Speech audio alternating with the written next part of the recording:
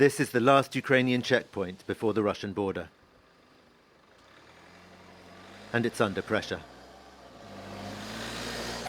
This morning they shelled Krasnopilya. Earlier they shelled near here too. Craters are visible.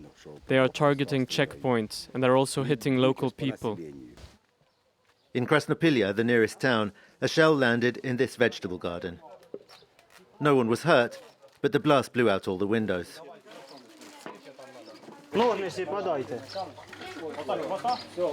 Alexander says he and his wife discussed leaving 100 times, but decided to stay, partly because he's needed in the area as a fireman, and partly just because it's home.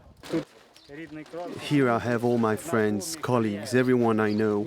I don't want to go anywhere. We just want all this to end as soon as possible, and for the Russians to go home. In fact, the Russian troops that had occupied this region did leave, chased out by Ukrainian forces in late March. The Kremlin has since focused on eastern and southern Ukraine, but cross-border shelling here in the north has continued. For about a month, our district was not shelled at all, and everyone thought it would be over soon, that the war would end. But then it started up again. This house was destroyed in June. The couple who lived here were injured, Irina says, but survived. Sumi's regional governor says the Russians don't seem to be preparing a new incursion into this region, but are maintaining the pressure for broader strategic reasons.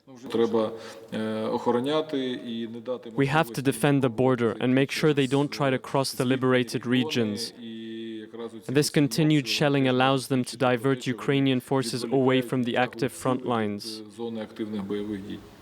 The Russian forces that had occupied part of Sumy region suffered a crushing defeat in March.